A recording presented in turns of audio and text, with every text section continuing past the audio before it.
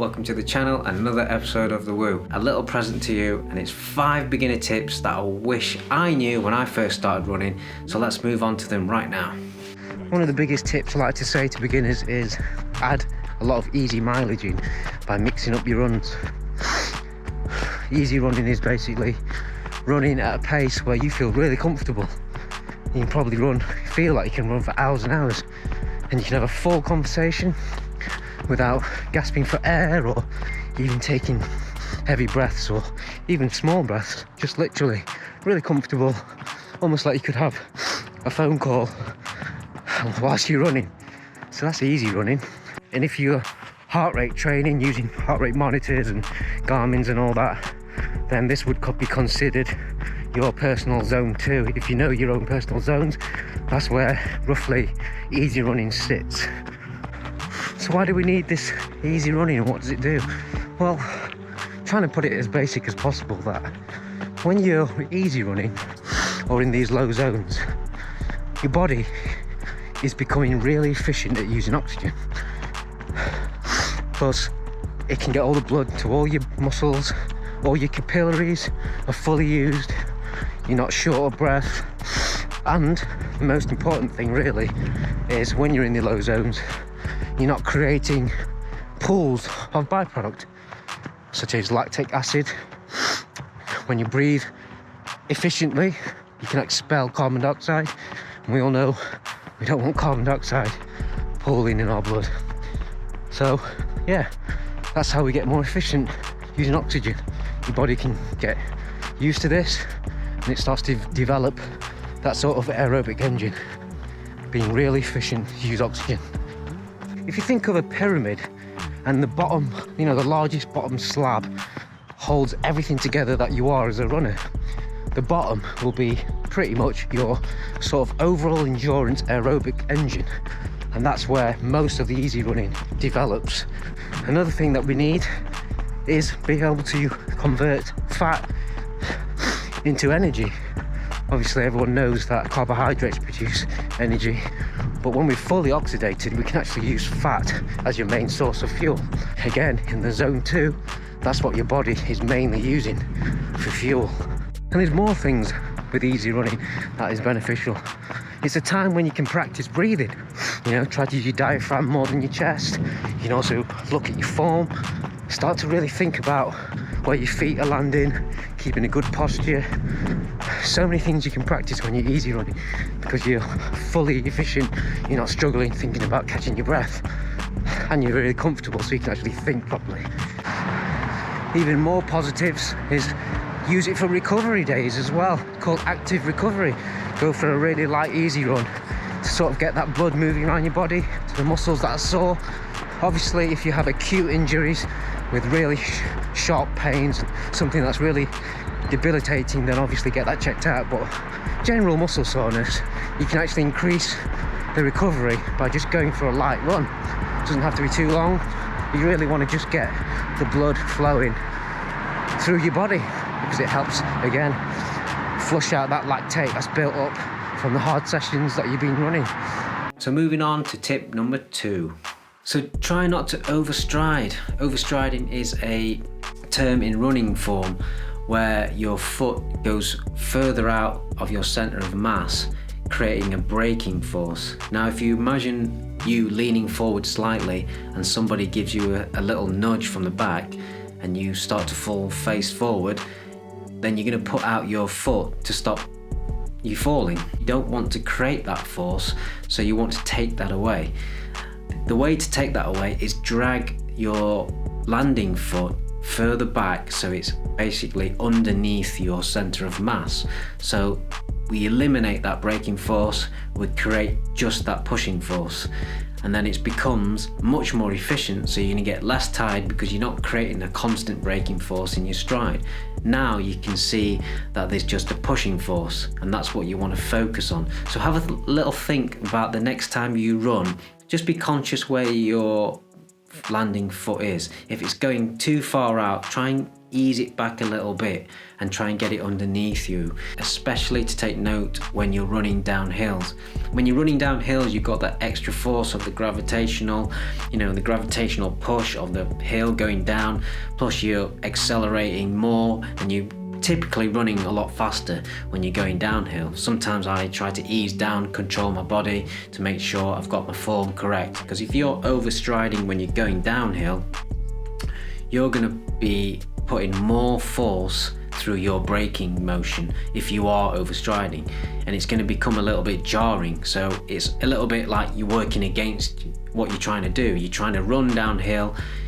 At the same time you're trying to run faster and going faster and faster, you're actually going to be braking harder. So you've got this almost stampeding down the hill and then constantly putting the brakes on for a very split second, which is very jarring for your knees, certainly when you're running downhill. Here's tip number 3. Make sure you've got suitable trainers to run in as your mileage sort of creeps up. If you just sort of go into the gym and then use the same shoes for gym and walking around in your casual shoes, you might want to invest in getting some shoes just dedicated to running. Don't sort of like use the same pair for everything you do, because you're really going to start using a shoe that's been worn down. It might look alright, the upper might be still nice and no damages or anything like that, the sole on the bottom might be okay, but the actual really important part of running shoes is the actual functioning of the supportive cushioning and structure of the midsole. So when that goes, and it might go flat and it just might be really hard on your legs and your shins and your calves and things like that start to develop pains later on. You really want to really make sure that the supportive functioning is the key part that you replace. An example is I have some 2 pairs of the Saucony Speeds. This one's only got like 30k on it, so they're pretty much brand new, and these have got about maybe 400, and that's not a lot in terms of mileage on them. They've still got plenty of give, but just walking around in the new pair compared to this pair, you can already feel that this new pair is different to this pair. So you just have to keep an eye on it, because the soles still look great, the upper still looks great, there's no damages on it, but the real key important fact when you're wearing suitable trainers is to make sure the technology and the sort of cushioning and the functioning, make sure that is still working decent enough, because if that flattens out, if that goes dull and you start running miles and miles on it, you're going to come into some problems. If you're looking at your current shoes and you're looking to get another pair of shoes, why not have a look at the bottom of the soles? Have a look at the wear pattern. Are there some places on the sole of the shoe that are wearing out more than others, such as the heel, the inner or the outer? That'll give you an indication of your foot strike, where it lands and where you're putting the pressure. So that can actually guide you onto what shoe you might want to get. If there's wear on the inside of the foot, of the sole, then you might be overpronating and you might need some support shoe. So if you're in any doubt, go to a running store, take your current trainers that you've been running in and show them the soles. They might give them a little hint on what sort of shoe you might need. Either way, make sure you get some good, sensible, supportive shoes when you first start running. And number 4, build slowly, really slowly, because I'm not just talking about your cardiovascular system that you need to build slowly, but your actual physical body. You can't just jump into like high mileage running and expect to not be injured later on, or at least start damaging parts without you knowing, because injuries can just come so fast, out of the blue, overnight. And I've experienced it in my previous camps a long time ago, where I would just really not be in tune with my body, and I'd just try and build so quickly. How do I maintain this? I can't just keep running every single day hard and try and go longer and longer and longer.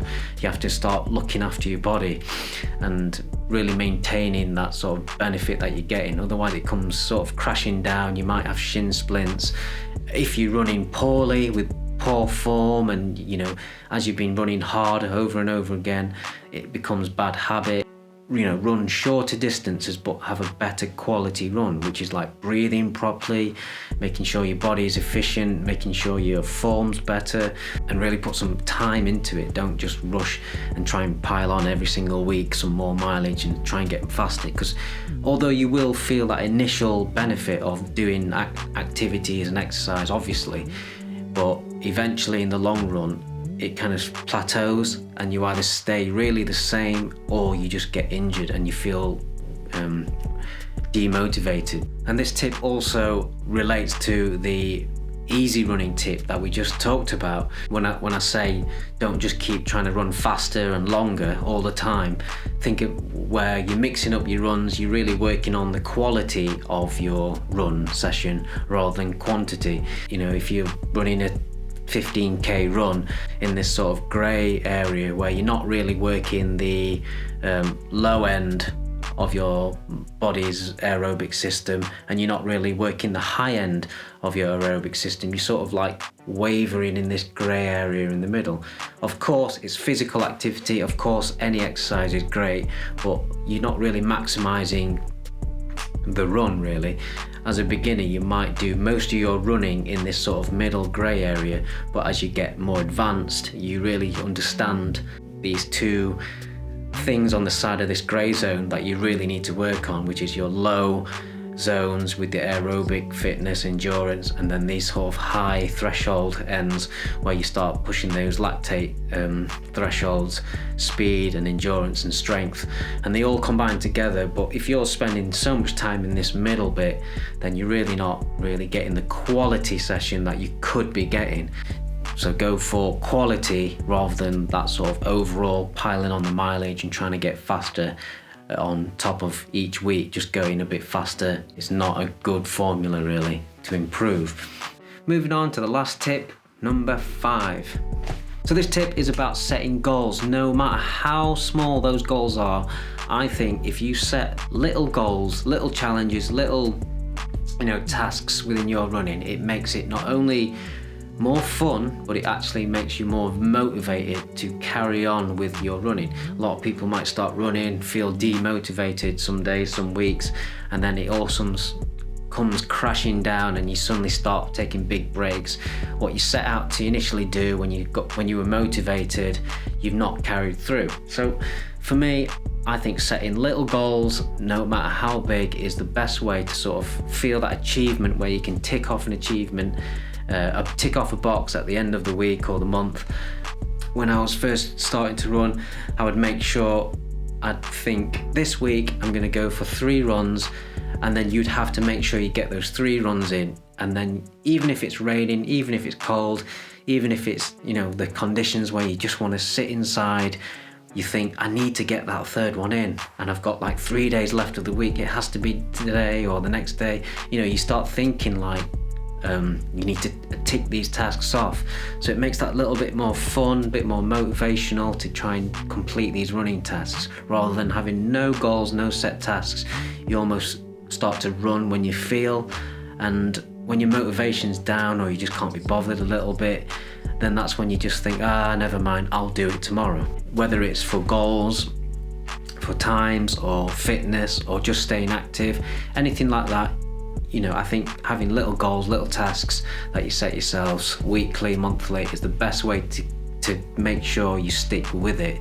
And there's plenty of free apps out there that you can get to track your running. You're probably using something already, maybe something like Strava that tracks your runs, your times, your splits for each km or mile that you're running. It just makes it a little bit more fun.